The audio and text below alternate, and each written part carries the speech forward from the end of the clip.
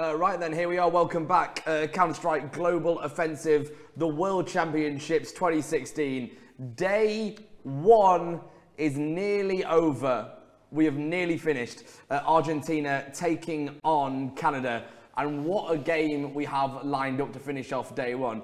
I feel like Canada has almost been the fan favourites of people that are here today anyway. It's been Canada.com. People just mentioning it all the time. What can we expect from this game, gents?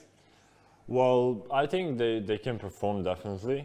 They have a really good lineup this year. They're missing like maybe a star of Canada, Shroud, but this lineup is pretty good as well. I think we are only missing Ocean, right? Yeah. Oh, I mean not Ocean, Davey. Ocean is playing instead of him because Davey is traveling. And honestly, I think they can definitely do something, even to get that top 4 for the playoffs, for the highest seed. Yeah, I think so as well, to be honest. Looking really strong. Individual qualities, individual skill, very, very high on this Canada team. Yeah. And as I said previously on this desk, it's basically a matter of can they play together as a team, and I think so far they've shown that they can do that. And then that makes them a contender for the top 2 seats, in my opinion. Yeah, definitely. This will be the first time we've had Canada play on this stream today, so they must be a little bit nervous, feeling the nerves back there, first time out today? Well, I mean, they're experienced players, yeah, right? So they're probably not nervous, and they're prepared to play, even though I think they're coming with a lot of confidence into this matchup. They're playing against Argentina, and I think they're considering them as an underdog. So we'll probably see maybe some, let's say, stupid plays coming out of Canada, but in the end, if they start losing or get the swing of the rounds, they'll probably take it serious and win it at the end. We're hoping for a little bit of fun then. Well, last match of day 1. Let's have a laugh. Yeah. Let's have a laugh. If you don't have fun while you're playing, while you're playing, it's not really. It's completely pointless. Yeah. We spoke to the Canadian team earlier today to kind of get their emotions before playing, and here's what they had to say.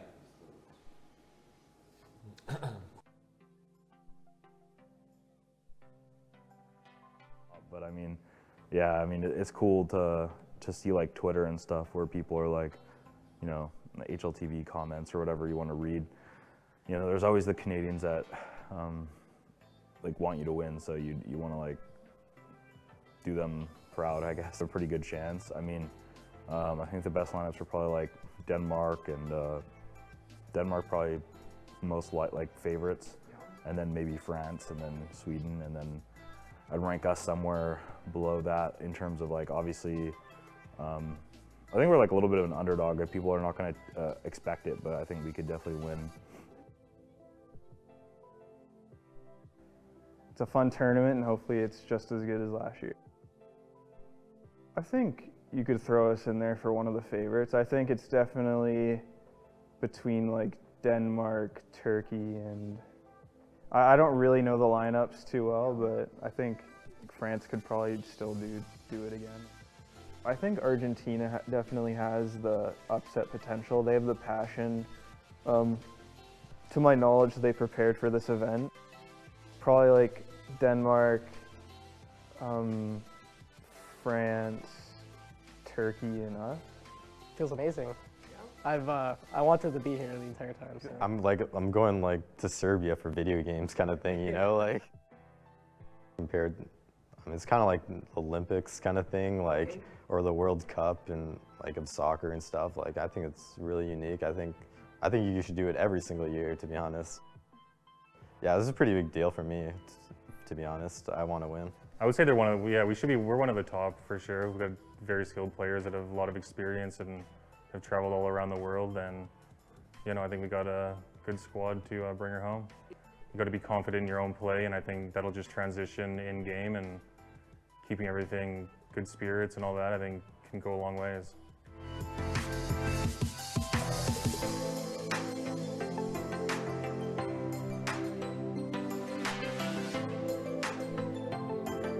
There they are, there's the Canadian team. And what I like about this is because they're not playing for their normal teams, they're playing for their country. You get so much passion from the lads.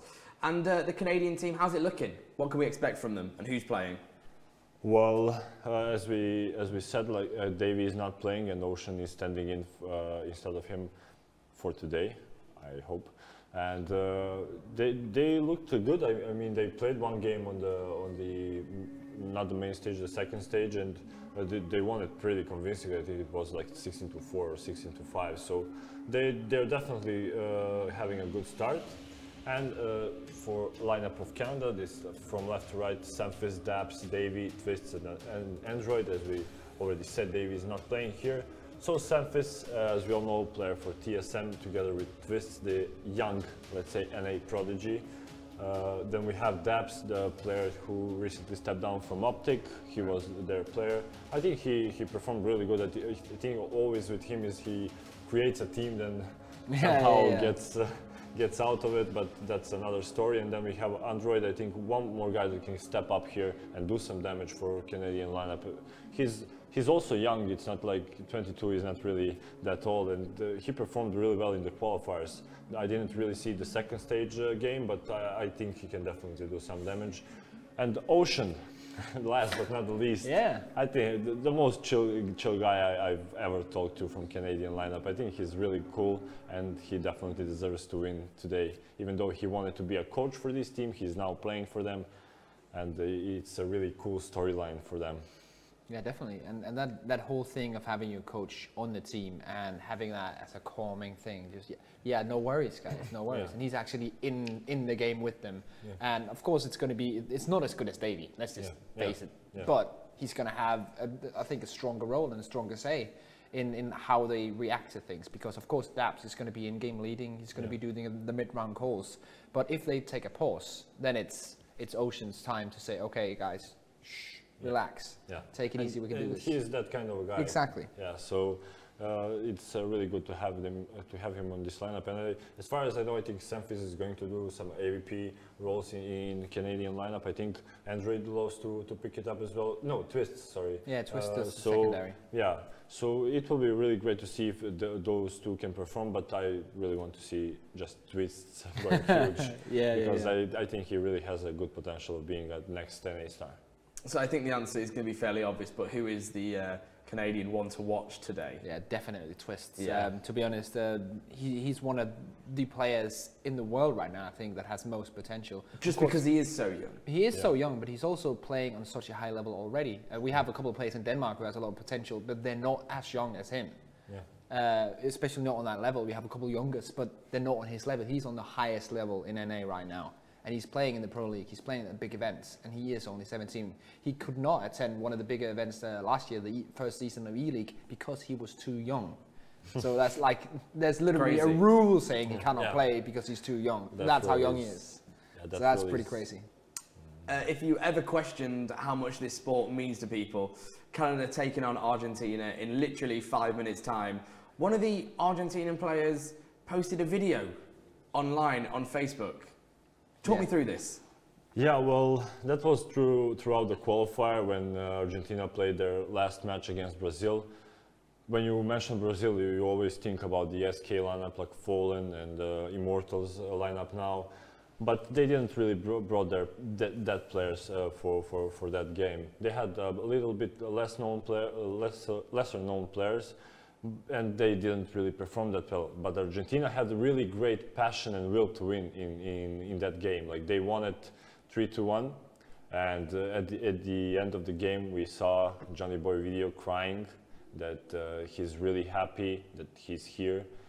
He tried so many years to get to Europe, to have a chance to play. Maybe some organization picks him up or whatnot, because as we all know, Argentina doesn't really have a good scene. And for me, that gave me chills, because I saw him crying. Amazing. Yeah, that was like, immediately I was in contact with him, congratulating him on a win and stuff like that. So really great job by him and his squad. It's not just about the $100,000 prize, it's about playing for your country, and Argentina couldn't really have shown that more. And as I say, we spoke to the boys today, and here's what they had to say.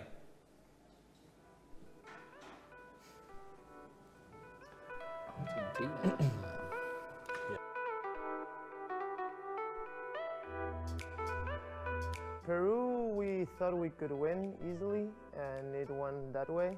And Brazil, it was like a 50-50, because we didn't know the roster quite well. but I think we had a better team play. We knew each other a lot from other teams we had in the past, and I think that was what made us win. We felt confident against Peru because we played them before, so we knew we had a equal level or better, and so we were confident there. But of course, the lag with the servers, the ping, and those problems, but we finally won. So then against Brazil, we knew it was going to be hard when we saw the roster and we saw that there weren't any excellent players like the best from Brazil, Fallen, or the best even from Gex, like Steel, Power. We saw that we could stand a chance. So yeah, we were also confident. Like we were not so much, but we knew we could do it. So yeah.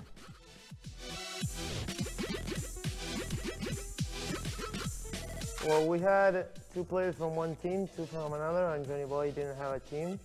So we decided to, as it was such a big tournament for us, to quit all our teams or gave them a break to practice the last 3 or 4 weeks so we could fully practice for this event and try to level with the best in the world.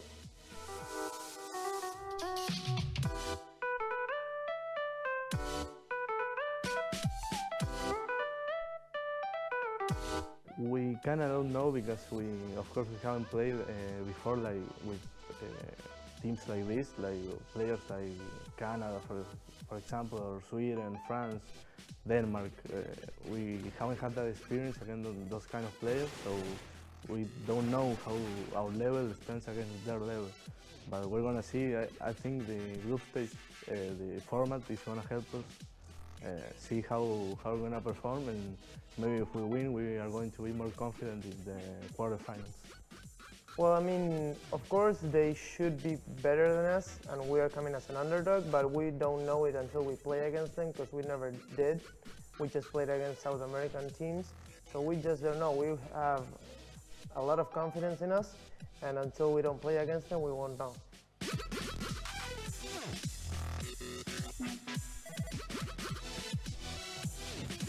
There they are, there's the Argentinian team, and it's getting exciting. 5 minutes away until they take on Canada. It's going to be really, really good. Should we have a look through their team? Who are they bringing, and what are they bringing? So basically, in my eyes, of course it's 5 players, but there are 2 players that spring to mind. And the first one is Johnny Boy, the AWP and in-game leader. For the Counter-Strike fans that recognize that from Fallen, from that SK line that does the same job.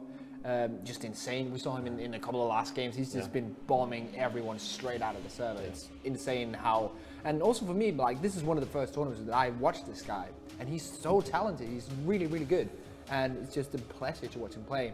And then Tommy as well, like you said, he was carrying the qualifier, carrying his teams in general when he's playing, and he's 17 as well, just like Twists. So yeah, I would totally agree. I think those 2 are the players that need to step up. But also wanted to mention Straka and Tutehen. I think they do a really good job with supporting. They're not the flashy players. You will probably not see them go and get like 4 headshots with 1 tap or whatnot, but they're really good in supporting with flashes, with smoke, covering teammates and so on. So it's really interesting to see how Argentina plays. Just because they didn't have international experience, they played against Brazilian teams because I think we had like some Games Academy making agreement with Argentina to play in their tournaments because they don't have a scene. So it would be really interesting how this tournament affects them in terms of performance. Exciting. A matter of moments away until Argentina take on Canada. The last game for us on day 1 of the championships. So exciting, but we have to map veto time, find out what maps we're going to go on for today, and what would Argentina be wanting? Well, first of all, they are the underdogs. So they are looking for a map where they can do an upset. And basically, the one map that you don't want to play an North American team on is Cash. So that's probably what they're going to... Well, actually, they veto out Train for the first one, which is a very tactic and AWP-based map. So I'm kind of not really thinking about that. Those two being removed by Canada makes sense. They don't want to go into a map that has a heavy run and gun style where you can get surprised. And there goes the cash ban, as we talked about. So that's out of the way now. And I think we'll move closer to either a cobblestone or a nuke pick. And nuke is actually banned there, so that goes out of the window. But I could see us potentially ending up on a cobblestone in this one. I think especially because Argentina played that cobblestone in the final map of the South American qualifiers. And Canada, I think they played it as well against USA, but they didn't really do too well. Anyway, this is land, this is other experience for Argentinian guys, and they're going to remove Mirage, and you're right, we are left with cobblestone and overpass, if I'm not mistaken. Yeah, exactly. So it's on Canada to choose if they want to play cobblestone or overpass. I could actually see Canada picking overpass. Oh, okay, they veto it, and we're gonna end up with cobblestone. So it was on point. I just had to stick to my guns there. But yeah, cobblestone, a great map. We've seen it a lot so far in this tournament, and it's a great map to really showcase that skill and that team play. I think cobblestone is a map that really allows teams that work well together as a unit, are very structured, to really show that. And we're going to see that Argentina, as we talked about earlier on this desk, have been dropped out of all their teams, practiced together for at least 6 weeks so far. So they're going to be tight. They're going to be really good. Yeah. They're going to be really good. And Canada as well, like they have so much in-game knowledge, so much experience. Yeah. Apart from Denmark, in my opinion, they're the most experienced team here. And that will also show on Cobblestone. So I think Cobblestone is a perfect map for these two to fight it out on. Yeah, I would definitely agree on that one. I think that definitely we either can see like Argentina moving forward with great team play coming out like straight off the back with from the first round, Argentina pulling up some great plays. But I think if they get shut down early with the Canadian players, they'll probably like relax a bit and go even harder on them because you know when you start like winning 5-6 rounds in a row, you start underestimating your opponents, and it maybe they can make a mistake that Argentina can use in their advantage, and we'll probably maybe see even a close map. So what do Argentina need to do to get out the blocks and to get ahead on the last match of the day today? What do you expect from them? Well, first of all, they need to win the pistol round. That's as simple as it is in any CS game. You want to get out there and you're going to get out starting because usually, unless you make a big mistake and get eco'd in the next one, you win the first 3 rounds with the pistol round. So you want to get that 3-0 lead and then you move into the first gun round. And that's when it's going to be hard because Canada has some stellar players. So that's when they're really going to like hit the wall if they win the pistol round. If they don't, it's going to be very hard for them to get a great start. So they're probably really thinking about, okay, how can we win this pistol round? It's momentum, it's rounds, it's money, it's everything winning that round. And that's why we talk about it so much more on the desk. Like it's so important to win that round. Yes, yeah, definitely. And I see them like if they start on T side, I think their T side was kind of sloppy when they played Brazil in that South American final qualifier.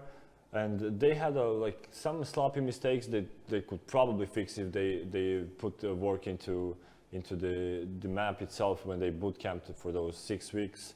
And if they start on T-side and they get at least 8 rounds, even though we say that Cobblestone is now T-sided because of the smoke splashes and whatnot, but I think for them, their city side is really strong. So either they start on T-side and like get as many rounds as they can and then start like try and win it on your city side if they win the knife round. But that's another story if they win that knife round.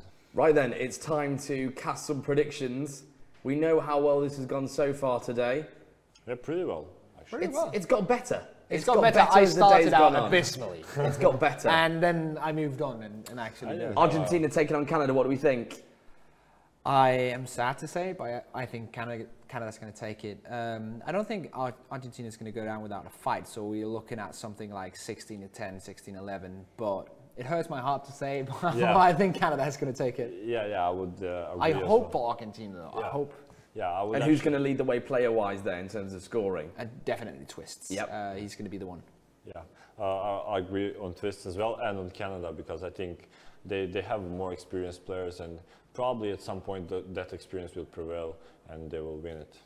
16 to, I don't know, 14. Let's say it. 16 to 14. Changing. Well, here we go then. The last event of day one of the Counter-Strike Global Offensive Championships 2016. We've got through day one, and we're kind of now at the main event. Argentina taking on Canada. It's the big one. Crossing over to Mega Man and Jackie in our studio next door. Boys, take it away. Wow, thanks so much, Tim. Tim Green there on the desk, obviously. Very good at pronouncing names every time, so we're just going to fire back at that one now. Mega Man, as you were saying, we're getting into it. Team Argentina going up against Team Ocean.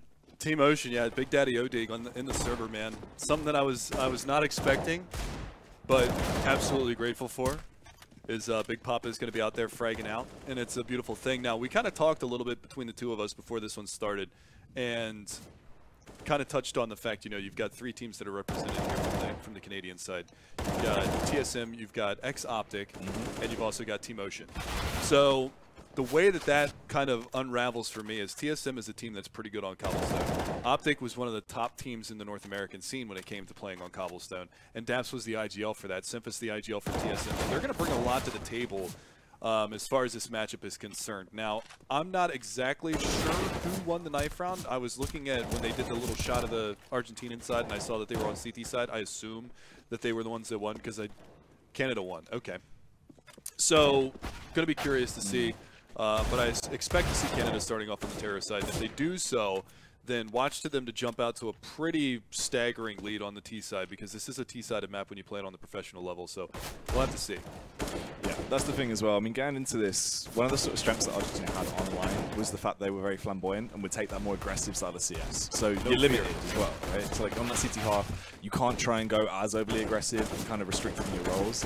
If you do overextend too much, you're going to be capitalized on, especially against players of sort of the quality that are in that Canadian lineup. Yeah. They're not going to allow you to just try and walk your way out, get those opening frags and then fall back. That will be traded out very quickly if you are able to do so. So it's a little bit harder for them, obviously, with that CT half. And as you were saying, just being able to even just get that AK in your hands earlier on, go for those aim battles and just warm up a little bit easier. You can basically set the pace on Cobblestone on your T half. So Canada, you should imagine this is where they're going to sort of at least get in there early if they can pick up the pistol. Yeah, and again, another big thing to note too is this was actually one of the maps that the Argentinians beat the Brazilians on in the qualifier too. So we know that they can play it.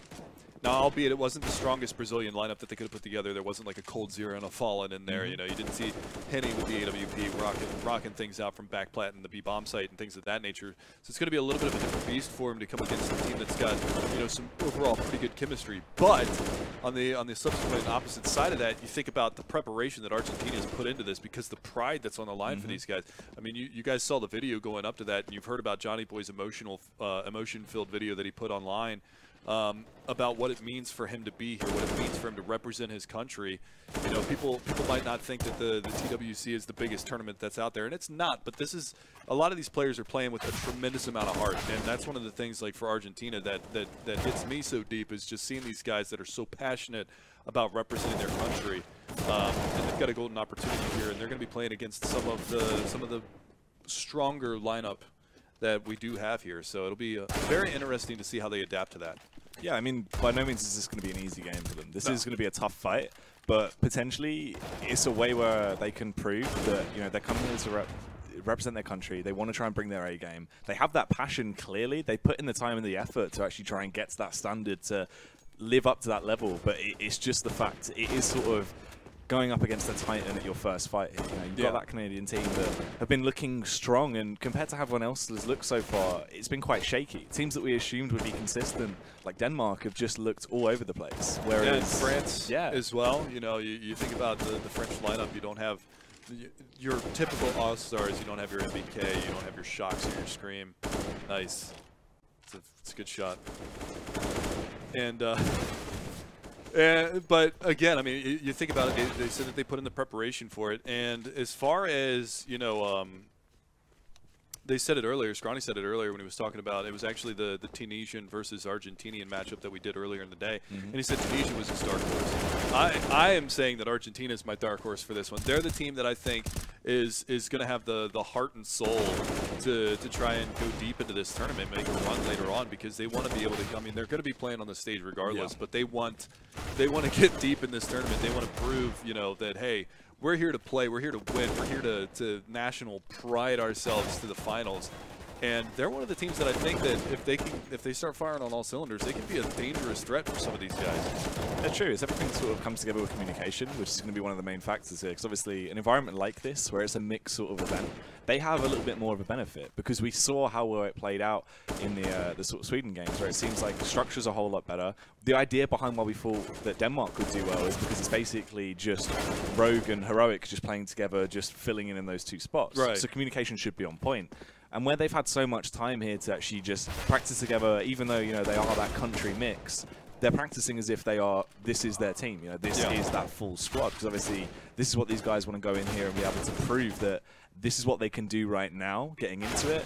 And they sort of want to try and get that idea behind them that there is that scene there and it can be supported. They're given the opportunity to grow and sort of better themselves and have that infrastructure available to them, that they can play that level of CS. So absolutely, going up against Canada, it's going to be interesting to see that on the table. Of sort of that raw passion, that confidence is going to be on display, can potentially overwhelm, so to say, some of the more experience we're going to see from the players there. Yeah. Well, we've got a second here before we get this match live. You can actually see on the screen right now the giveaway that we're doing. There's a lot of merchandise and stuff like that, mouse pads, shirts, and things of that nature. So make sure that you guys check that out. It's bit.ly/TWC 2K16. So make sure you check that out. That's going to be running throughout the duration of this tournament. Just went full sellout though, but I'm running out of things to say. So I figured, I mean, you know, our lovely producer in the back, Enzo, I know he's going to high-five me after this one's all said and done because I plugged that shamelessly for him. It's all good. Just don't mention 2K15. Yeah, we forgot about that one. I almost did. I almost said 2K14 to be honest with you. I'm living in the past. But yeah, no, I can honestly say, you know, TWC got a bad rap last time around, and almost rightfully so. It wasn't. It was rough. It was rough. But from what I've seen coming out here to Belgrade, they've worked their asses off to turn this around, and they have done a phenomenal job so far through day one. I think that today has gone really, really smoothly throughout. I know there were complaints about food at the last one. The food was awesome. It's like a smorgasbord of all kinds of different good stuff. So definitely kudos to the guys for taking care of not only the talent, but all of the players that are involved in this as well. So definitely want to stay out there for any of the naysayers who are saying, oh, you know, we're dismissing TWC because of the last event that they had. You guys should tune in because it is definitely leaps and bounds better than it was before. It's true as well, and it's a little bit more structured here as well, obviously, with slightly less teams. There's a lot more of sort of a focus, and it's great to see sort of that more... Some TLC. Yeah, it's sort of the... I don't know, it's more sort of family focused when we look at it now. You know, the way we've done it with the teams and everything, especially when we're going into this game, you can see for Argentina how passionate it is for them. It's that sort of, you can see their storyline, their progression, what it means to them, and it's a whole lot of those videos too. All the interviews that they've done and everything like that, the behind the scenes work that they've done, and sitting down with the teams and talking about them. It's really, really cool stuff. And yeah, big kudos to the production team, the unsung heroes of tournaments. You know, it's a lot of times when there's a missed frag. This is one of the things casting online and stuff. When there was a missed frag, the caster gets blamed for it, and it's like, oh my God, yeah, Enzo's in my ears right now. Much appreciated. You're welcome. You're welcome, my man. You're definitely welcome. And again, we'll see how it goes, because usually if you're going to have any issues, they happen on day one, and we haven't really had anything to speak of. So definitely looking forward to day number 2 as we go forward. Not really sure what the holdup is here. I'm assuming we're having a little bit of a technical issue with one of the Argentinians. Okay. Word in my ear is that there was a slight FPS problem going on with his computer, so they're working diligently to fix that, and it should be just fine here in a second. The computers that they're playing on for this are pretty beastly. You can see it down there behind the table. Those big cubes, those are the PCs that they're playing from. Those things have like a i7 4700K and a GTX 1080 in it.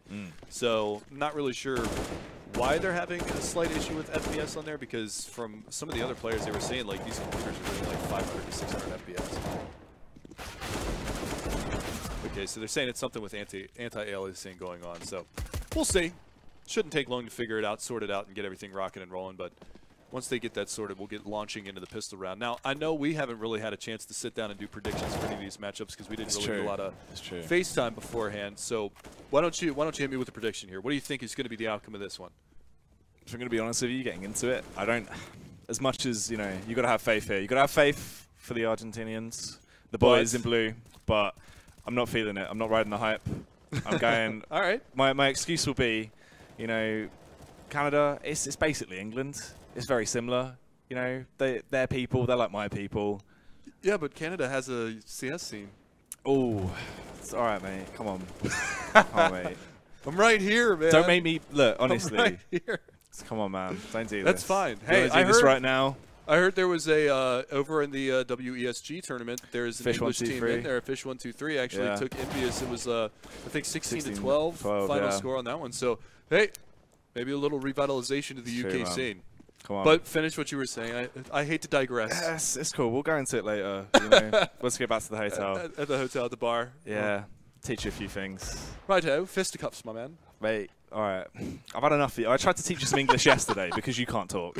I've heard you speak. I don't and speak the it Queens. offends me. I don't speak the Queens. You don't speak anything. This is just words. Just You gibberish comes out. Just babble. Verbal diarrhea is what they like to say. It's fine, man. I like a bit of that. It keeps me good. going. But yeah, I mean, I've got faith in Canada. You know, they're my boys. They're basically England, so I'm going to go with it.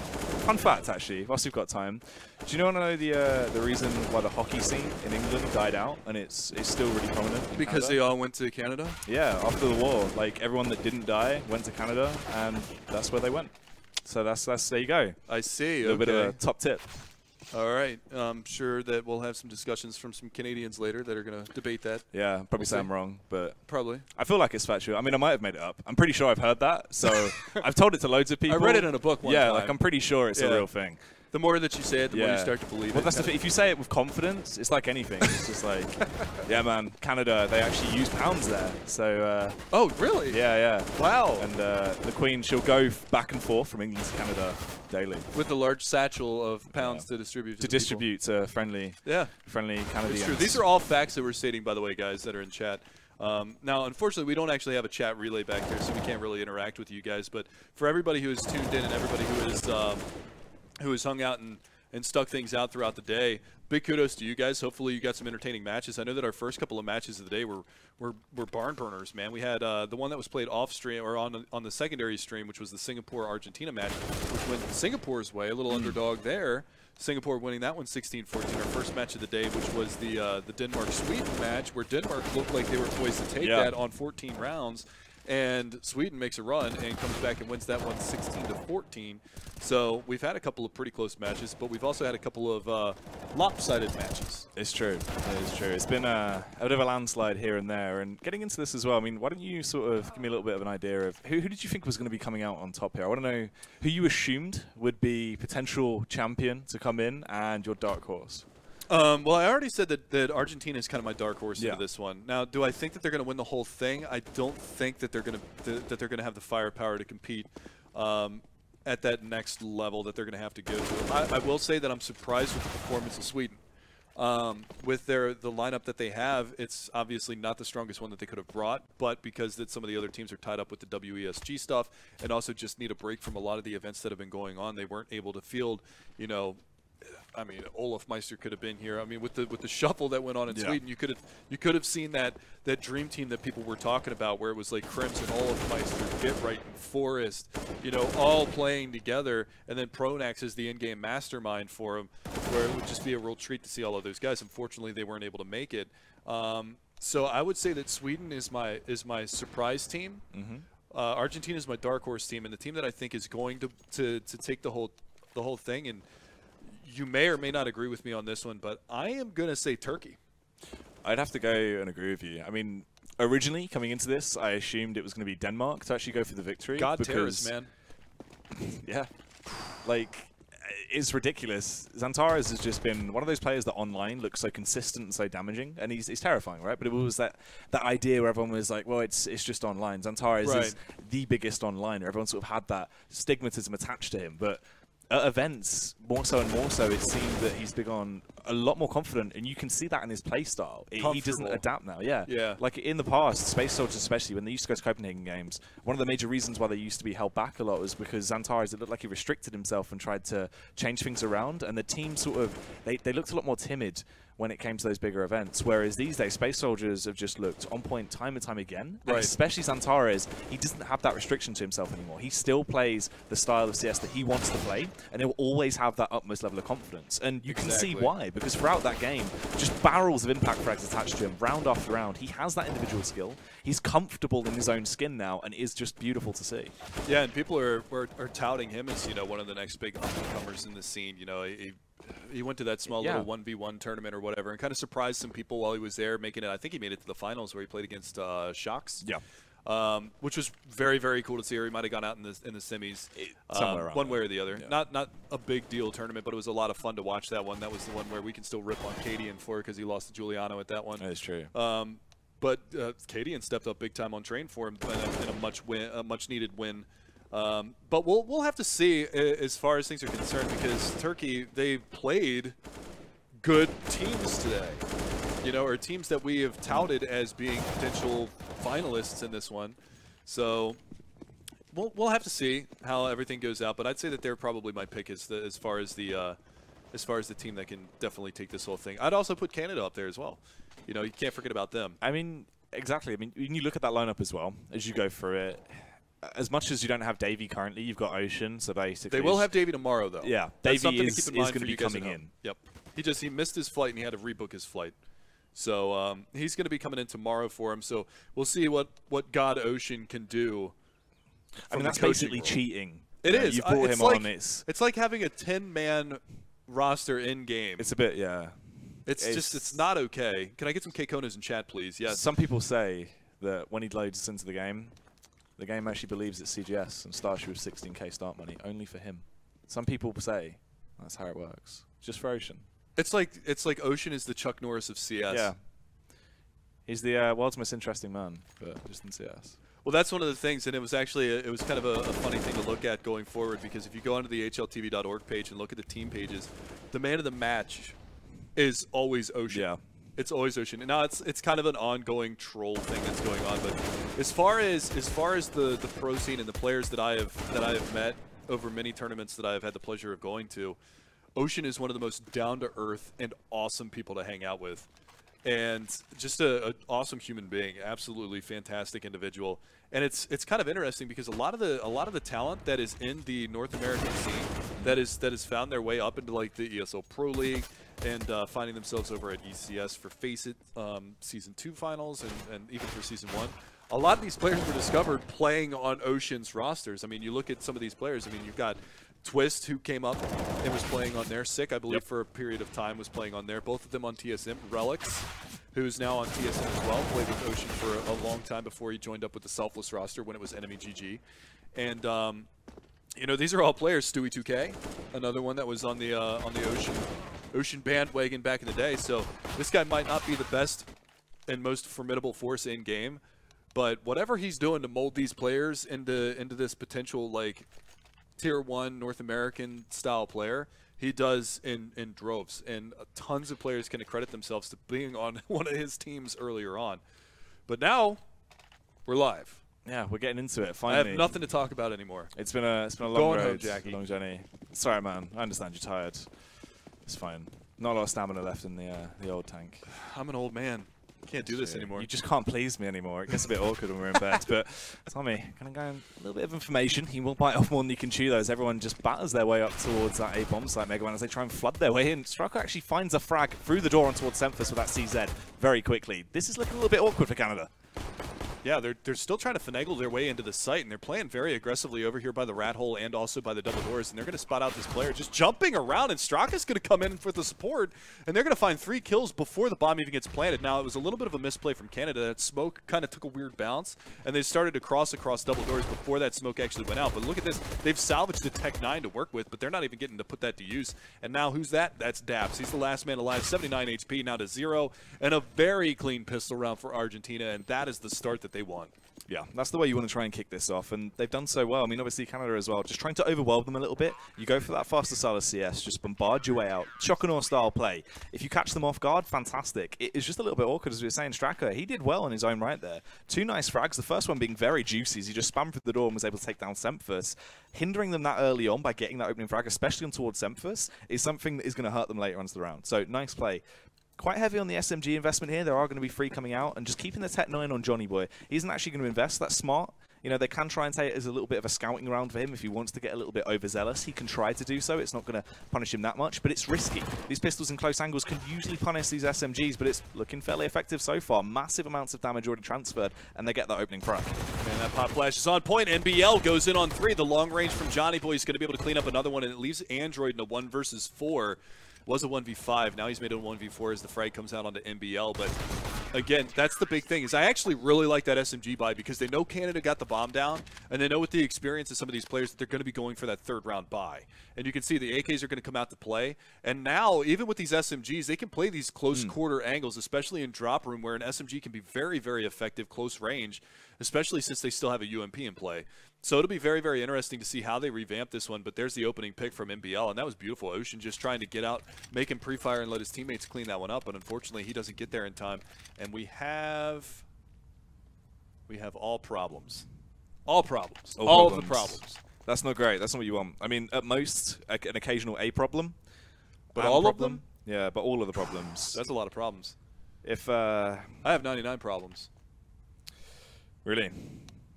But a female dog is not one. No. Exactly. Exactly. Not at all. There's a look at the Argentinian players, NBL being the closest on the scene, the one that got the 3K with the SMG in the last round. That was a lot of ching that he got as well. That was $1,800 moving forward. So he lost his life, not a big loss. He's going to be able to invest into that M4, no problems, no questions asked. And this is where things get interesting. They do upgrade Tommy, so he's going to be on the M4. They keep the UMP. They've got the AWP in Johnny Boy's hands. So they're locked and loaded here on the CT side. This is a very formidable buy, even with having a FAMAS on the board or a Clarion for you old school players, because he's going to be able to put that to work. And I like the boost coming out already.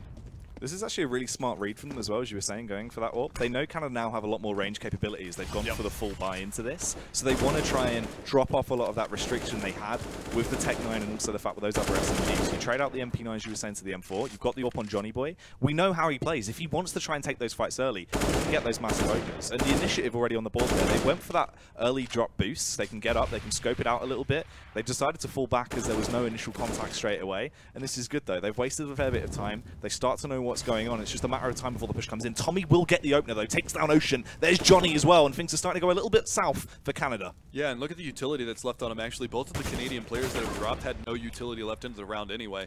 Now they've got 4 flashes in a smoke to try to work with. Flash out around the corner. Straka is going to get caught out as Android is going to be able to find that kill, but they're still playing from a man disadvantage, and now they're going to try to make their way out through drop room, and the counter flashes come in. So they're kind of stuck here. They're turtled up a little bit, and dude, he's got a good angle, but Android, he's better. He's fast to the trigger, and he's going to be able to find that. Now NBL is going to have his work cut out for him. He's got a player out past Broken Wall, and he's got a player right around the corner, and Android's going to drop a smoke out, and rightfully so. He's going to go for the peek, and he actually does get spotted, but now they're going to have to finagle their way around these smokes. And Tommy and Johnny Boy. Tommy Boy, great movie, by the way. In case you guys haven't seen that. Absolutely. But now it's going to be a little bit of a stalemate because we're down to a 3 versus 3. Argentina, they only have the 1 kid on the board, but look at that. The frags come in simultaneously. NBL and Tommy both able to push them up, and they spot out Semphis on the late lurk from drop, and they clean things up. 3 big kills on the round from Tommy. And you can see how they just waited at double doors for that rotation, that flank to come in for the pinch onto that site. Beautiful retake from Argentina. That's the thing as well. You could see it was quite smart play. Use of utility on the board there from Argentina was good on the retake. There was nothing sort of overzealous when they went for that, which is something that's always good with teams that have a lot better communication. You'll see them pop flashing for each other, allowing them to not be left in as risky situations. And there's been a lot of cases throughout the tournament so far where it's been limited because it's mixed teams. They don't have that down to a T every time. So they might go for a face that could be very standard and very easy for them to take that 1v1. But due to the fact they're not using the utility correctly, they just go, it goes all kinds of wrong. But Argentina, it looks a whole lot better. You can see they're seeming drilled into this, and the economy still horrific for Canada. They're forced back into the Tech 9s and the Deagles. They want to try and take the fight early though, just bombarding their weapons into the bomb site. Here's Johnny Boy, AWP in hand. We know how proficient he can be with this weapon, but he still needs to try and get an open shot on towards them. Nice boost goes up. Twist actually finds the frag as well on towards NBL, and this is where it could go horrific for Argentina. If they're allowed to scavenge that weapon and still get behind the back line, they can do so much damage. Daps as he just bounds through the air, finds one. Straka comes in, 2K immediately on the board. It's a good retake as they start to fight through. The bomb's actually in their control as well. Luckily, Ocean could grab it, and they start to pick them off. The nade comes in, blows Straka out of the server, leaves them in a 2 versus 2 here. And that was actually really nice play, boosting Twist up on the top, finding that frag down in the pit down in the middle. And I wanted to point out before this round actually started that throughout the first 3 rounds, Canada's only gotten 2 kills, and that came off of Android in the opening, or 3 kills, pardon me. And they were all from Android. He was the only one that had any of them. Now they've got a couple of people that are chiming in, getting a little bit, warmer in the server. And we'll see if they're going to be able to capitalize. Now, Twist is over here by the stables looking from that spammable plank wall.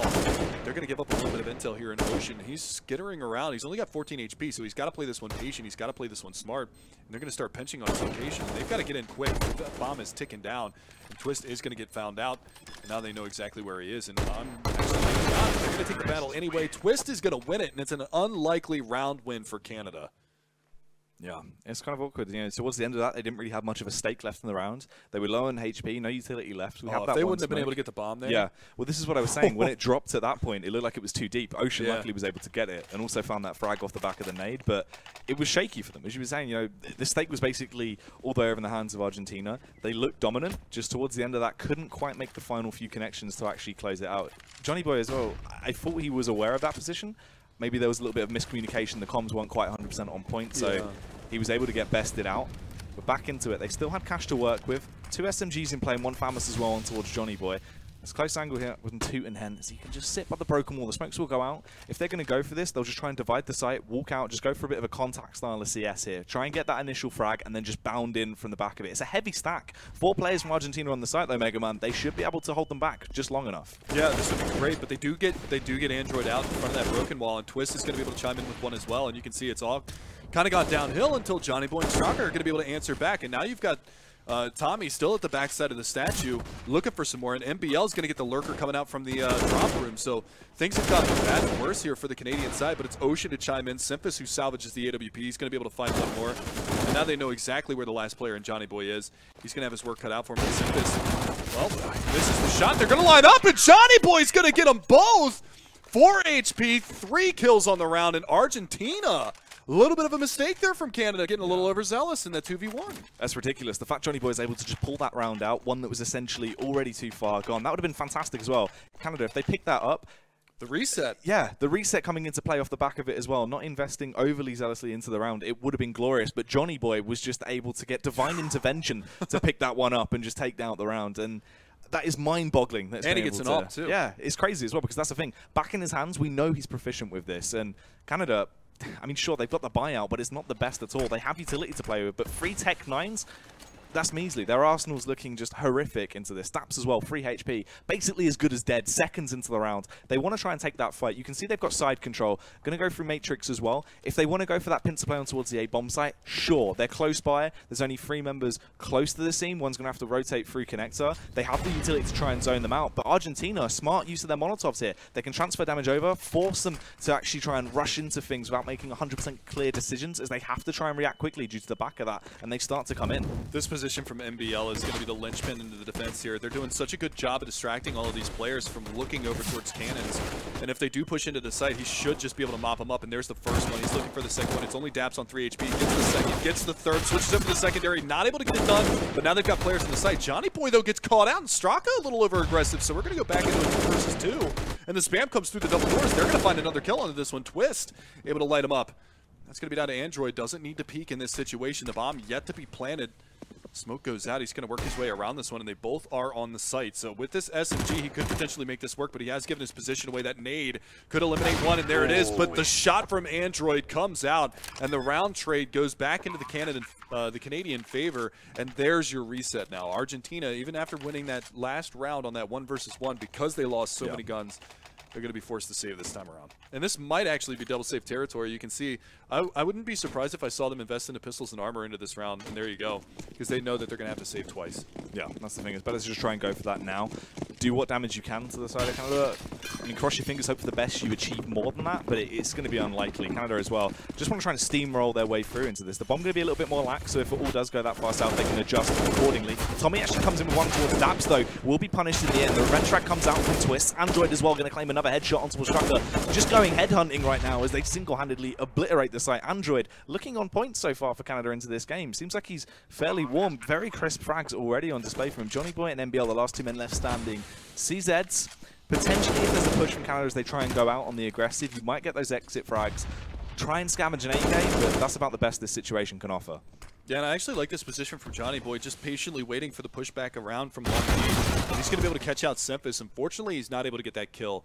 So nothing really going the favor of the CT side into this round. Last man standing was MBL. Nice pop flash there from Android. Gets him to bite on it, gets him to turn. And we will see them pick up another round here. So nicely done. And again, like you said, I mean, Android's the one that's doing a brunt of the work here for Canada, as I'm pretty sure he's leaps and bounds ahead of anybody else as far as the frag total. And yeah, you can see it's Twist behind him, who was our analyst desk's player to watch. So look to those two players, the young guns on this team, to step up and perform. And I think that the other side is going pretty much according to plan. Johnny Boy leading the way for them, doing a pretty tremendous job. And not really sure what the pause is about, but probably maybe a little bit of a tactical pause here to get their feet back under him, as they are going to be into that full save round. So they've got this pause plus some time to talk about what they want to do into the next gun round. That's the thing what's scary as well, is right now it seems like Twist's still sort of in a little bit of a warm-up phase, getting back into what he's used to doing, but this man is an absolute beast. He's uncontrollable when he gets into his own stride. We know just how powerful he can be, especially towards that B bomb site. When he's on entry, you'll see him getting usually minimum of 2 frags. Now back onto this, is this going to be the round where he's going to show us what he's usually up to? Android coming in as per usual, gets those frags. There's Twist with 1. It's not going too great. Android, he thinks, you know what, I'll just have a triple kill into this round, and it's over like that. I mean, if you blinked into that one, Mega Man, you would have missed it. Ties it up at 4-4 as well. Yeah, and this is a good recovery from Canada. The big thing about it, though, is the fact that those 4 rounds are on the board for Argentina, and there's still, you know, another 7 rounds left to play in this half. Where if they can get 2, maybe even 3 more rounds, make it an 8-7 or a 9-6 scoreline when all's said and done, then it's definitely in the realm of possibility that we could see Argentina switch over to that terror side, and they could have a tremendous T side. You know, that's what's scary, is there's these question marks when it comes to Argentina. We kind of know what to expect from Canada just from the amount of matches that we see these players play on the professional circuit. Argentina don't really know much about these guys, so it'll be interesting to see what they decide to do. And it looks like they found a weakness over at B, and there's only 3 players from Argentina to defend this, and they're already out past Broken Wall. Yeah, trying to flood their way in towards the bomb site. Johnny Boy here as he just spams away, hoping for a little bit of luck. There's that kind of coming out late into the round as well. It's so powerful when you try and utilize it like this, as you get so much more range, and you can just find those easy frags. Semphis will take down Tommy as well. Tootenhen hits the deck, and it just falls in towards MBL and Straka. And once again, this is the same situation. You're basically forced to save, yeah. Yeah. And, I mean, it's Android. Semphis this time around opening up with the AWP. And I don't know if you caught that, too. When Android was boosted up there, he was actually exposed to 2 different angles. He was exposed to the guy that was back boulder, and he was exposed to a guy that was over in the drop room. Semphis switching up the angle. He gets the pick on the guy in the back of the site, switches up and holds that drop zone, hits the shot. Android doesn't have to die. Yeah. So that's money that they save that round because he doesn't have to have a rebuy. And it's all the little things that really help out, because the buys on the T side are significantly less expensive. A full buyout on the T side is $600 less expensive than a full buyout on the terrorist side. That's including incendiaries and Molotovs. Because it's $400 more for a rifle, and it's $200 more for an incendiary versus a Molotov. And here you go. You see him get the pick on the triple on the back square box, and then he also gets the pick onto the guy coming out from the drop zone, which helped Android stay alive. So really nice team play there. And you can see, I mean, they might not be on the same team as far as their pro team is concerned, but the communication seems to be starting to get on point for Canada. Yeah, this is sort of more so what we expected to see as well, especially what I thought we would witness coming into this. And there's been a couple of rounds where there's been sprinkles of misplays off the back of that communication for Argentina, actually. I mean, if we cast our minds back to that A take, there was 2 of the Argentine players just covering the same angle, so they had no protection for that, which allowed Canada to just get those easy frags. Dan Johnny getting caught out in the middle of the site. It's just things like that. They need to try and tighten that up a little bit. Overall, it's looking very good. You know,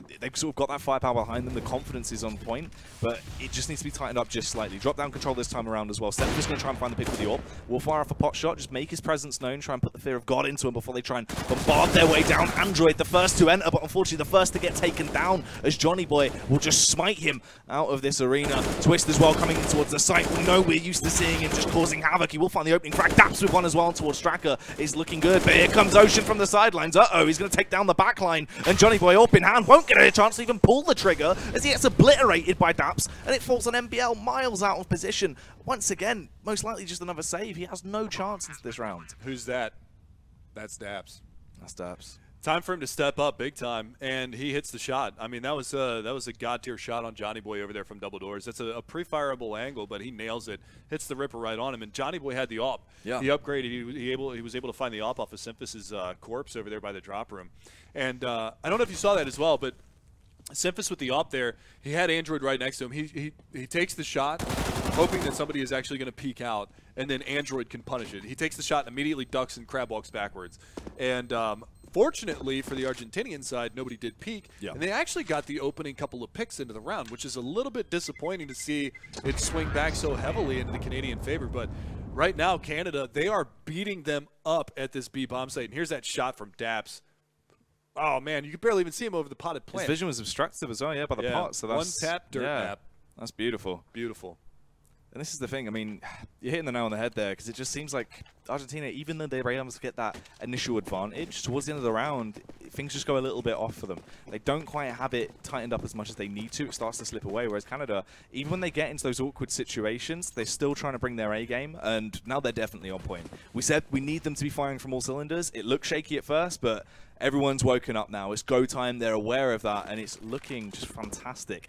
That B-bomb site, it's been under constant attack round after round. They know they can just walk out and find those opening frags. This time, they've got that little bit of seed of doubt in the minds of the Argentinian players. They think this will be that B attack. They've got 3 players waiting there early. If Argentina aren't able to rotate early on, if they can get those opening frags, this could easily be a site take for Canada very quickly.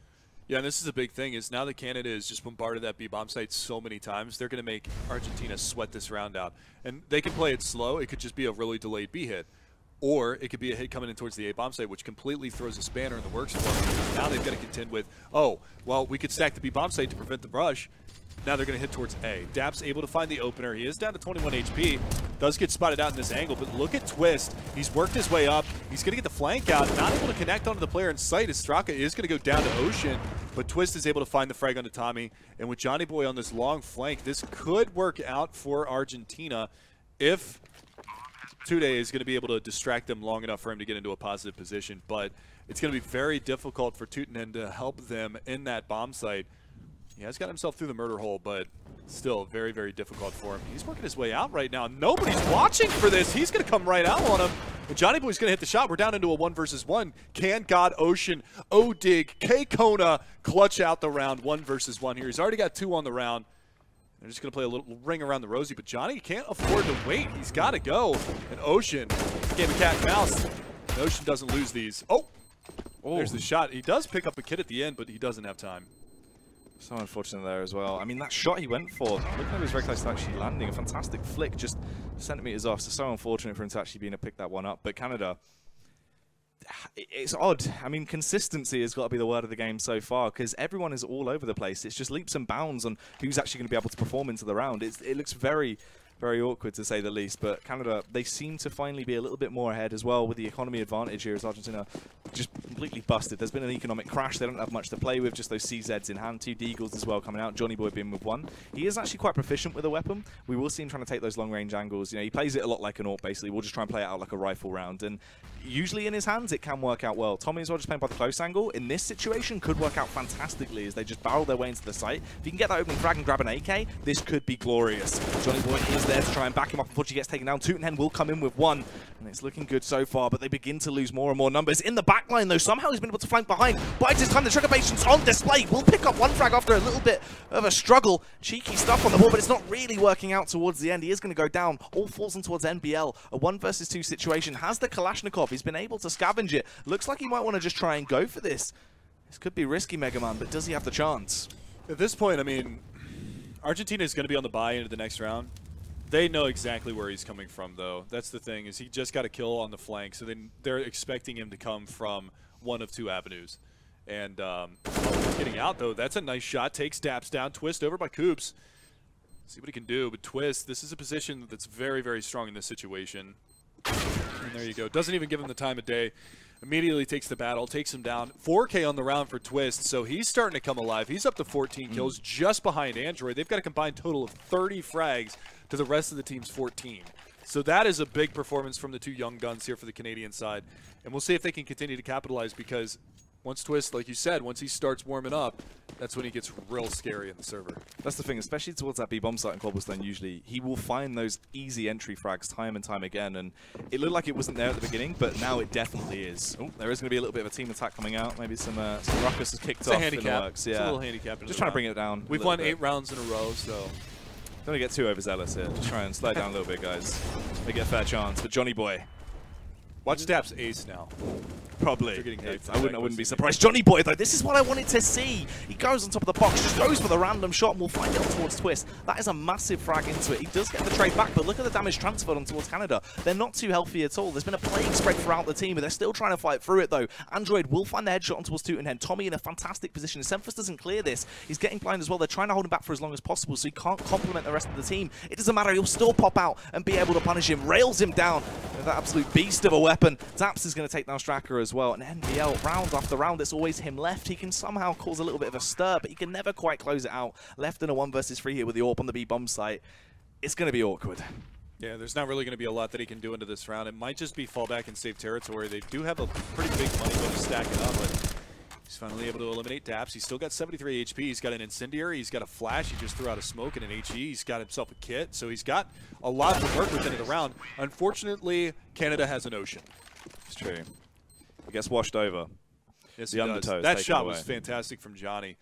Just playing on the edge of the smoke really, really well. It's unfortunate that he overcompensated on that second shot, maybe thinking that that player was going to be a little bit further out and wasn't able to connect. Because if he gets that second kill, then Argentina's got a really strong chance into the round. And there you go. He goes for that the last round because they do have the money bonus stacked up, so the CT side are going to be forcing for the rest of the half because they do need to get a couple more rounds. And I said 6 rounds they can definitely work with. 4 rounds, it's going to be tough, especially if Canada pick up the second half pistol. Yeah, and there is a lot of talent on that Canadian side with those pistol rounds as well. We've seen it in the past. We know they can live up to that standard. So Argentina, they need to try and get a little bit more on the board, see if they can do so. That B aggression still terrifies them as well. You can see how they're having to play this one. Ocean just going to be dipping his toes in the water a little bit towards the A-bomb site, trying to make them believe it's a little bit more aggressive towards A. Hopefully draw someone off so that B aggression will be easier for them to slip their way in, but doesn't actually work out. Semfus as well, something that's key to play on. As you said with Johnny Boy, he gets overzealous occasionally. He'll get that opening frag, but then charge in, try and get some more. Whereas Semfus, even if he doesn't get the opening frag, he's just trying to set up frags for the rest of his teammates. It's been a whole lot better, and it's been quite consistent the way he's been playing. Twist, though, you've got this man on your team. Why do you even need anyone else? Walks into the site, takes down Strucker. He's hungry for more as well. He's a very hungry man, and he will not be happy till he's fed as he gets that second frag on towards Tommy.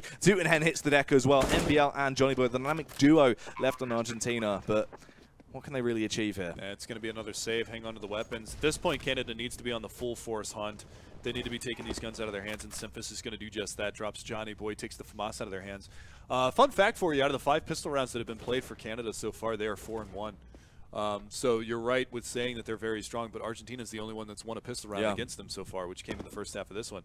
Which is crazy to think about because Argentina sitting on 4 rounds with a pistol round victory means that they've only really effectively won, we can say 2 gun rounds because we had the early 3rd round bye from Canada, but that's not fantastic. You expect typically to pick up 2-3 rounds on the CT side when it comes to your gun rounds. And, well, Hyde. Okay, he's good. Op frag from long range isn't going to be effective. And there you go, NBL and Johnny Boy doing the brunt of the work, but it's Tootenhead over there at the B-bomb site that's really struggled. And, I mean, you're playing against these young bucks, man. Android and Twist are just ripping them to shreds every time that they go over there. And when Twist falls, Android's the one that picks up the cup and succeeds. So it's like that double-headed snake. It's just very difficult to know which head's going to come biting at you. It's true. You cut one off, another one will grow in its place, and it's just been horrific. The way they've been playing as well, sort of, with Android always coming in from the rear to complement him, it's just overpowered them time and time again. They're trying to focus all their firepower to shut down Twist. He goes to those entries, but from behind, the backline just gets obliterated by Android, and it's just like, how can we really counter this? We need more men on this site, which means the A site's open more, and it just goes all downhill from there. That's why Cobblestone, that B site, is so hard. It's so always under contention, because it's, you know, it's one of those sites that basically needs more men to have on your team to try and defend very easily. But Johnny Boy actually gets 2 frags. One of the Mag 7 onto his Twist, doubles up as he grabs that AK-47 and spams in towards Daps as well. Semfus will fire back. It's a 3 versus 4, but Argentina looking like they're trying to grasp onto that 5th round at the very least.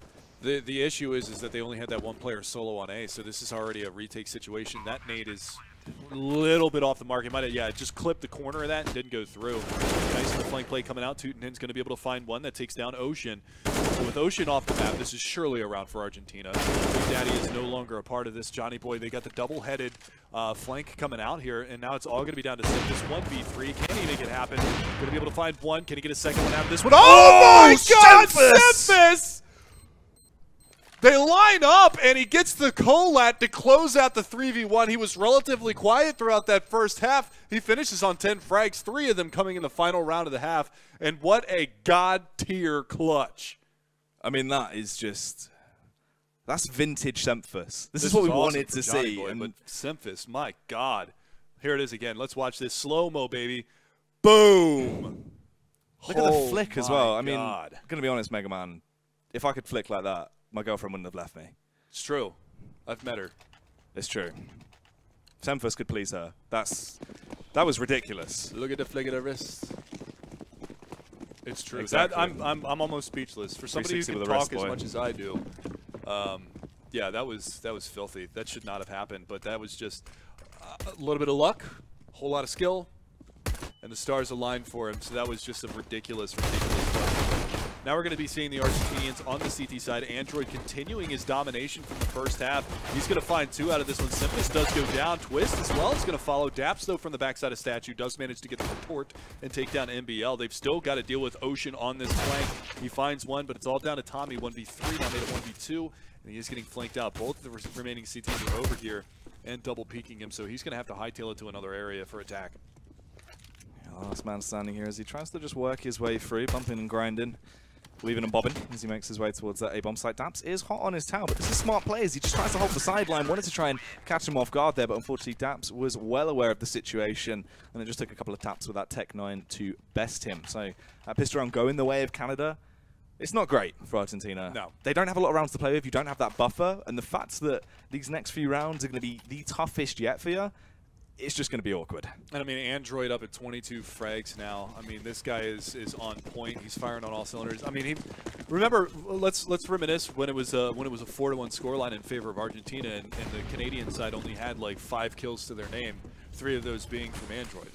You know, he was the one that started off as the only player that was really doing anything. Now Twist is stepping up. Semphis is getting clutches. We've got players that are starting to do things all across the board.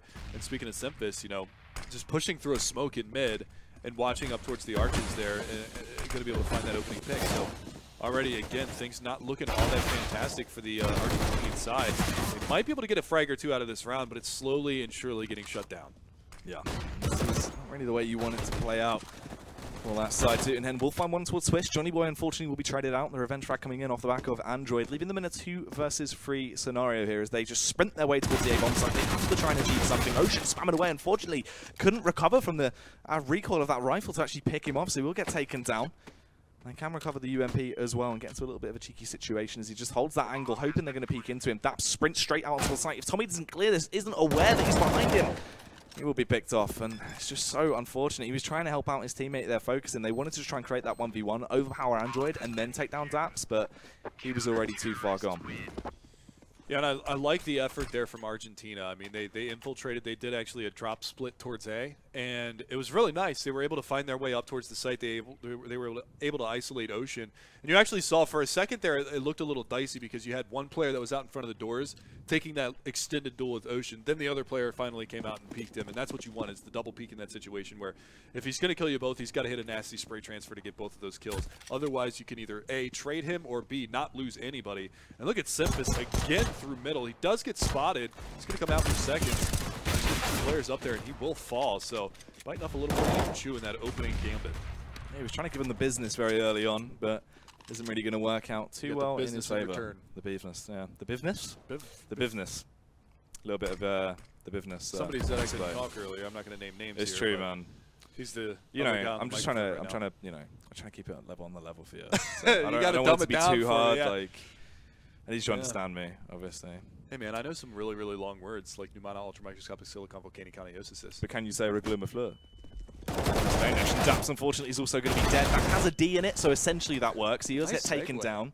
It's true indeed, man. And they're going to push their way on towards that site. Twist. He's that powerhouse player, but is he going to be able to turn into the demigod they need for the Canadian side right now and just punish the opposition? They've bombarded their way into the site. They're trying to start the Reveal of Evolution. They want to take control of everything here. For Canada, they want to reclaim the land, Mega Man. Well, he got an opportunity with Ocean being up so close on this guy. He's going to be able to find 2 kills, and that's going to leave Twist in a very manageable 1 versus 2. Make it a 1 versus 1, and the last player alive has 3 kills on the round, Tommy, but with only 2 HP.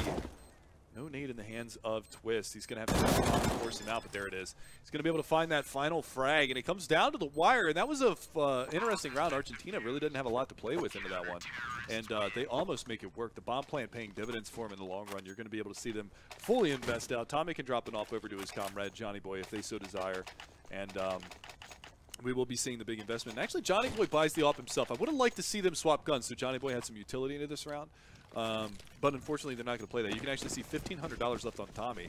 That would have been $2,000 for the AK, so he could have gone for, you know, maybe a little less on the nades, and Johnny Boy could have picked up what he didn't have. But whatever, it's cool. Johnny Boy does get the opening pick on the Twist, so that's a big player to hit the dirt early for the Canadian side.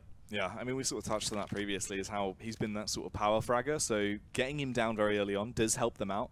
They don't have as much potential in those clutch situations, because Twist, as much as he is such a heavy impact fragger, he's always very calm in those situations. It seems like it doesn't really overwhelm him too much, so it's quite scary when you're going up against that, but it's also fairly scary when you've got Johnny Boy with an AWP in his hands, wielding that weapon as an absolute madman, the lunatic himself, as he just finds those easy frags. And I mean, if we would have seen this earlier, the Johnny Boy we expected to see, this could be a whole different storyline. Striker as well going to try and find his way down, drop down, just trying to keep that idea that it will be that B take, but meanwhile, everyone has regrouped, and they're getting ready to bombard their way towards that A bomb site. Then this is a really good play from Argentina. They're reading the situation well. They get 2 picks over at the B bomb site, and you can see Straka actually getting spotted over by Drop. This is going to keep them honest at the B bomb site. They have nobody in defense at the A site.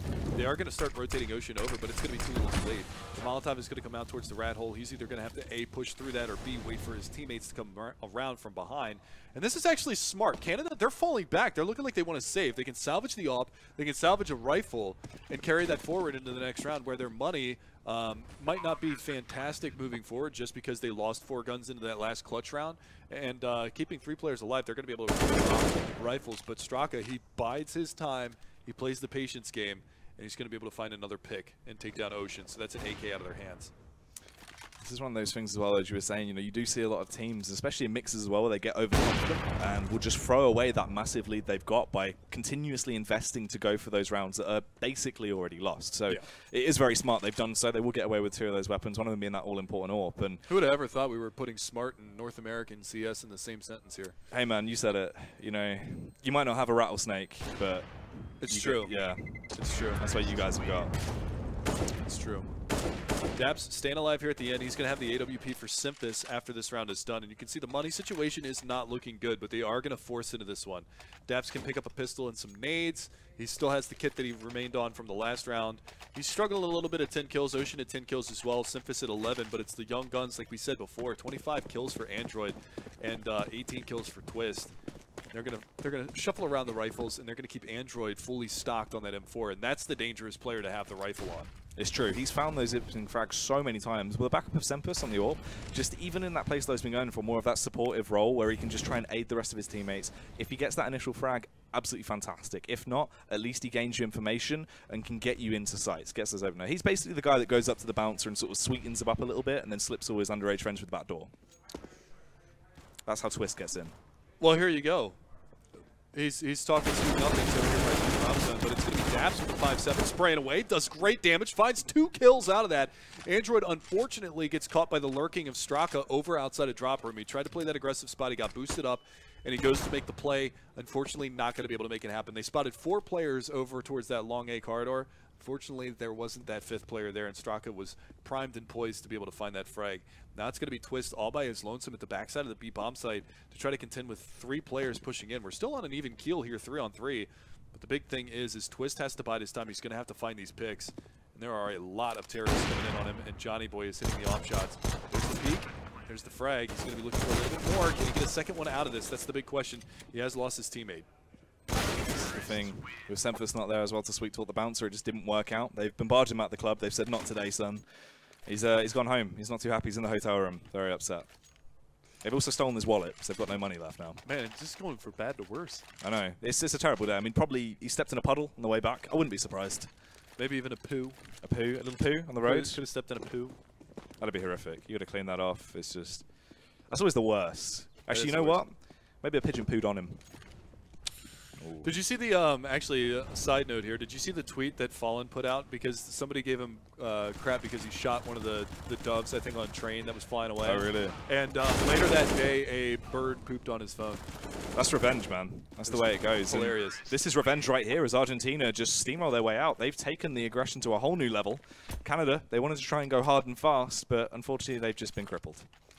Yeah, it's hard to go fast when you have no legs. That was really nice stuff there from Argentina as they rout them that time around. I mean, they only lose one player. They had a couple of very, very low players into that round, but they were able to just execute and just chop them down. And here you go, Johnny Boy in mid, able to find that opener, switching back over, using the rocks as cover, and then calls for backup. And he was the only casualty into the round as Tommy was the one to clean up the remainder. And they do salvage the op. So just a quick mid push there from Canada. I think it's quelled with little to no pressure on the Argentinian side. But now we're back into the rifle round, and Canada is still only 2 rounds away from closing this match. It's true, it's smart as well. The way Argentina have been playing it now is a lot more strategic. They use that utility to try and zone out the site. They're playing in these default angles to just hope there'll be an early aggression coming out from Canada, because a lot of these players do want to try and take that fight early, and we've seen them overcompensating off the back of that. So if they're going to get those opening frags and basically just give them to Argentina for free, sure, we'll wait out and waste a couple of seconds into the round. It's not going to harm us. No, not at all. And that's, again, like you said, that's a really smart play because look at the utility that's left on the Canadian side. They have 1 smoke left. They've got 3 flashes left. They only have 1 kid. It's on Daps, who, luckily for them, is over at the B-bomb site.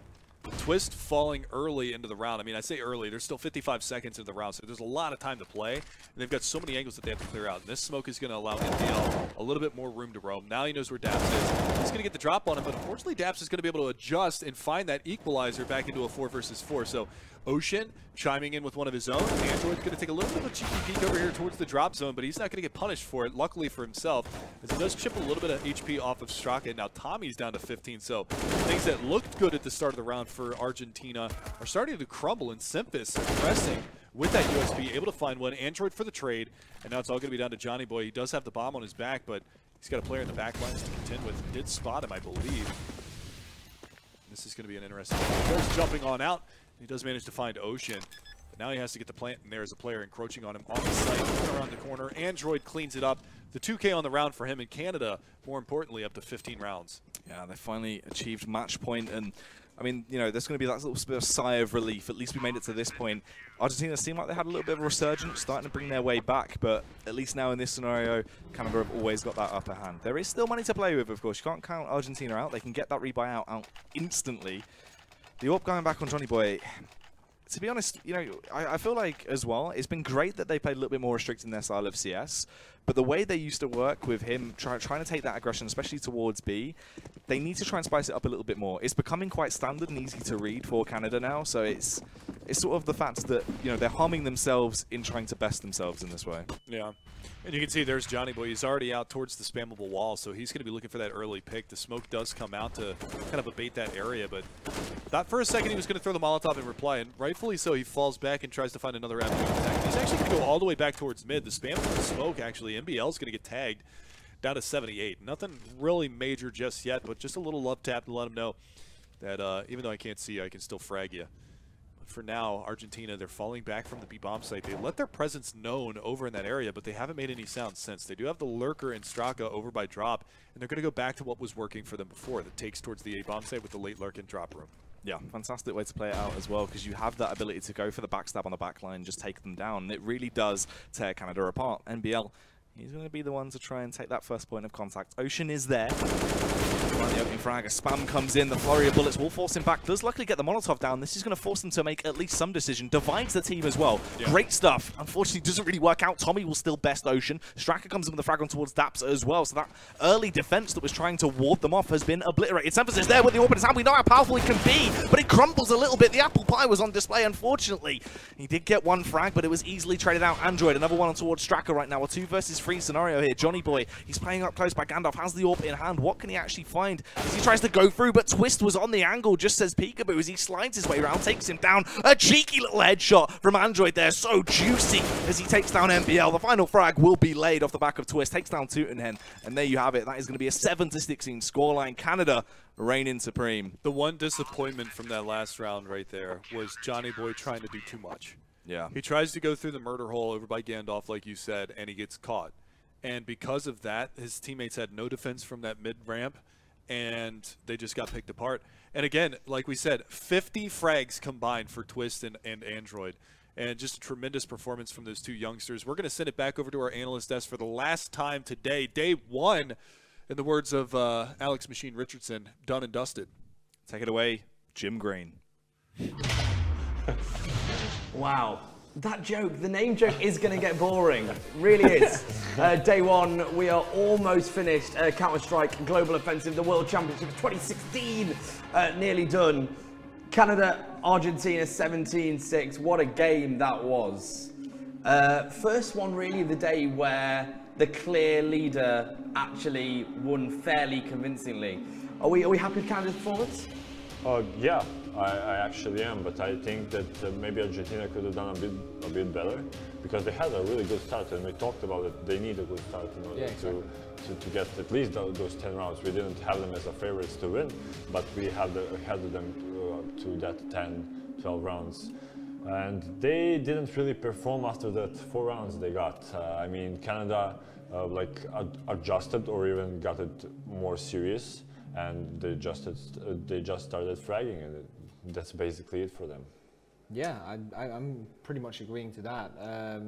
We saw some individual actions. We saw where kind of Argentina can go, but it never collapsed into being a full round or a dominant streak. Apart from the start they had, it was very hard for them to string more than 1 or 2 rounds together at a time. Yeah. And if you can't do that, you just simply can't win the game. It's that simple. And also Canada just playing as we expected them. And we probably saw the best highlight of today in this match, the double kill with Yao. That was crazy. That was pretty crazy, because we were sitting out in the green room and we could hear the caster screaming in there, and everyone was like, "Oh, we got to look at the TV now. Something's coming up, guys." The reaction was crazy. The noise those boys made was unbelievable.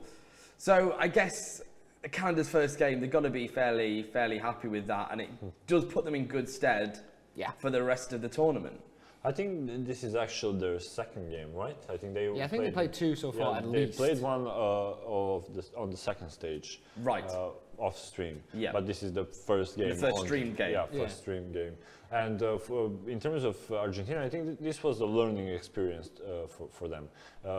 We all know that they are not famous players, they're not experienced players, but playing against top players from NA, from Denmark as well, it will be a really great experience for them. Maybe they bring something to Argentina, work on something, watch demos and learn from them. So I would actually love to see them perform even better coming into this tournament.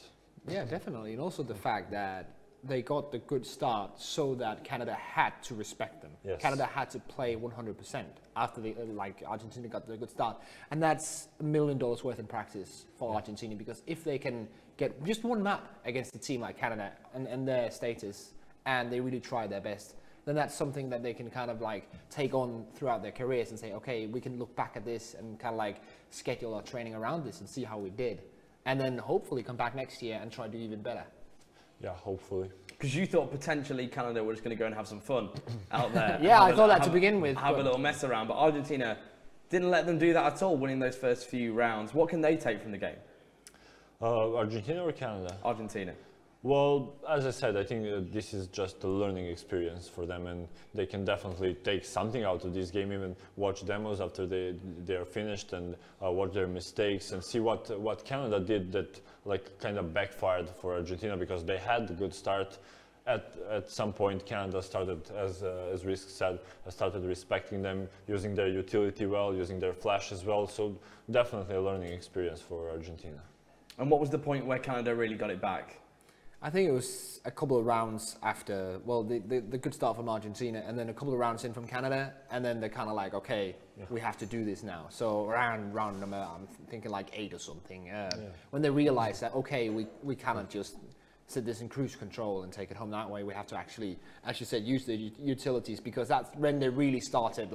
You could see it in their play. It was becoming more intelligently, and they were actually doing the stuff that you would against top level opponents, instead of just let's just go B, guys. Screw it. Let's see what happens. Yeah, a good thing to mention is that Canada swing 10 rounds in a row.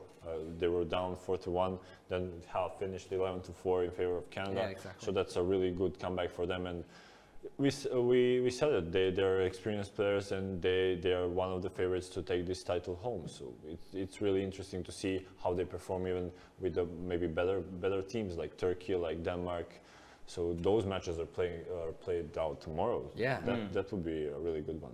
Not that we want to look forward to the final day on Sunday already, but Canada potential victors. I'm saying at least I'm going to go out once again and say something and probably going to curse everything. Yeah. I think that at least just be say it. Just at this point, just say at it. least in the semi-final. Yeah, I agree. And I think they have a big chance of reaching the final as well. But I'm not going to say anything on that yet. But at least the semi-final for Canada, that's for sure. I agree. Exciting. And in terms of player of the match for you boys, who do you think? That's a hard one. Of course, I'm thinking. Andrew and Twist had, as our casters pointed out, they both had 25 frags. So you could probably give to both of them. But as we said, like Twist is the youngest one. Let's give him the title that's a good one. Man of the match. So he had 25 frags. He really performed well here, as well as Android. Not to take anything away from him, but this one is younger. This is the NA prodigy, so give it to him. But also a big amount of respect to the rest of the Canada team, because they supported each other really well. And I think a player like Semphis also played a really good game without getting a lot of frags. Yeah. He had mostly impact frags and a lot of great support work. So while I agree on giving it to Twist, I think Semphis as an honourable mention would be in his place. Definitely. So how did Argentina play overall? Did they not play as a team, or were they just outclassed? They were just outclassed. That's how it is. Like it's of course, it's not much really to say, because you're dealing with 5 players who are playing on full-time pro level, apart from of course Ocean, who is the manager, the coach. So he's not really playing that way. You're losing to manager. but and then again, Argentina are guys who are not playing on a professional level. It's just as simple as that. But it's not the Argentinians' fault. It's just no way they can do that. That's what we always talk about. Like, it's a difference between experienced players and those that are not professional. Is the experienced players can compose themselves while they're losing. Like, and they come back, like calm themselves down. But with the unexperienced players, you probably see some tilt mode. Like I will buy here, I will rush out here, and they're not so composed as the experienced players. So maybe that was a fact here and there, because they were leading 4-1, then they lost the half 11-4. So what's the lesson they can take forward tomorrow? I think it's just believing themselves and not play scared, play confident, because they have done well so far, and they can be proud of the results. Despite them not getting a lot of rounds here, they played good CS, and in the games before that, they played even better CS. So I think Argentina's done a good job, and they can use that confidence to boost them into second day, because that's where the results in the group really start. Like you start seeing, okay, these 3 teams are top 3, and these 3 teams are bottom 3, and in the middle, that's going to be Argentina. So the question is, that's where the fight is. Yeah, exactly, and that's where it's going to be most important, because if they can choose between, for let's say, like France or Sweden. If those are the 2 teams that they kind of come up against, and if they do well, they face France. If they do worse, then they face Sweden. That's a big difference for them. So I just want to reinstate, I know we discussed it briefly, but just to confirm from both of you, you're giving man of the match to Twists. Because of his age and because of how he performed. Yeah. Frag-wise, he was just on point. Yeah. Unbelievable. Remember, you don't have to agree with these guys. They are the experts, but you can completely disagree. Hashtag TWC 2016 for all the interaction. And there he is, our man of the match on screen right now. Do you want to run through some of his stats, what makes him so impressive for his age? Well, basically, first of all, what you look at as a CS fan is a KD ratio, like his kill to death ratio, and he's just been killing people left, right, and center, and that's basically the most important like stat you can pull out.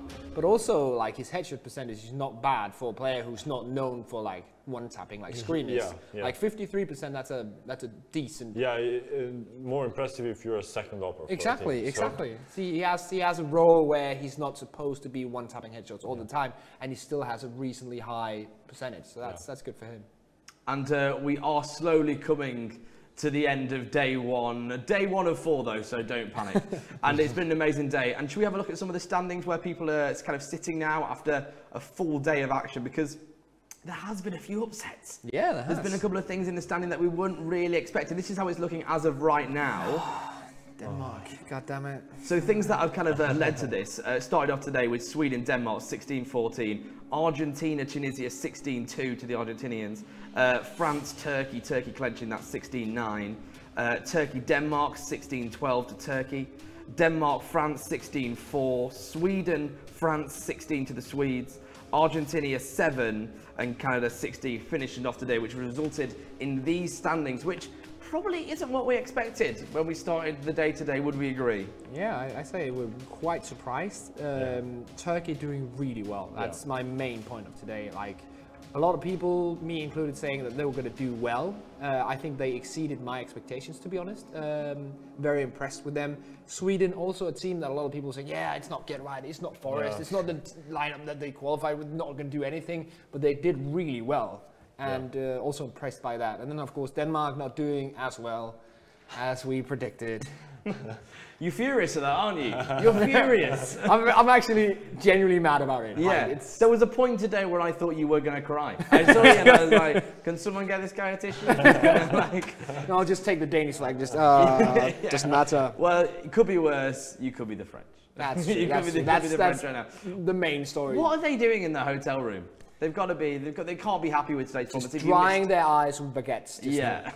If you missed the French performance, it's been not unfair to say let down after let down. Yeah, that's true. Yeah. It's just really a sad story because they have some really talented players and some good roles as well. The only thing they're missing is an AWPer, but apart from that, they got some good roles as well. They got Kiyoshima, who has so much experience, and yet they're still falling short in every single game. But hopefully tomorrow they're going to get some opponents that aren't as hard as the ones that they faced today, and they can get some more confidence. And with that confidence and maybe a mid-table finish, they can go into the quarterfinals with renewed hope for the rest of the tournament. Yeah, and what's interesting to note as well is that Turkey played against really tough opponents. It's not like these were like three easy nations to beat. They played, if I'm not mistaken, they played Sweden, they played Denmark and France. Right? Yeah, exactly. So those are three opponents we kind of figured out that they will be on top.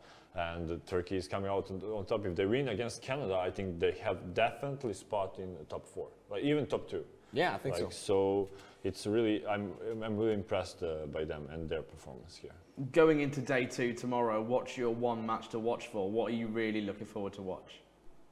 I'm actually looking forward to a couple of matches. First of all, I want to see France win. That's a basic thing. I want to see them get something done.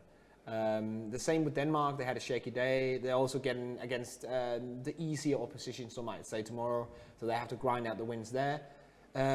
Turkey, Canada, I think is the game for me as well as what you mentioned, because that's going to be fire and explosions everywhere. Yeah, definitely. I would agree. I would really love to see that matchup, Canada and Turkey, going head to head. And as I said, if Turkey wins that one, definitely top 2. Yeah. And that is it. That is going to wrap us up for day 1 of the World Championships 2016 Counter-Strike Global Offensive. Thank you so much for watching. It's been an absolute pleasure. We are back for day 2 of 4 tomorrow, the last day in the studio before we go over there into the stadium. I'm so excited. Make sure you don't miss it. Tomorrow is going to be even better than today, I promise you. And we're going to leave you with some of our favourite bits of action from today's games. I'll see you tomorrow.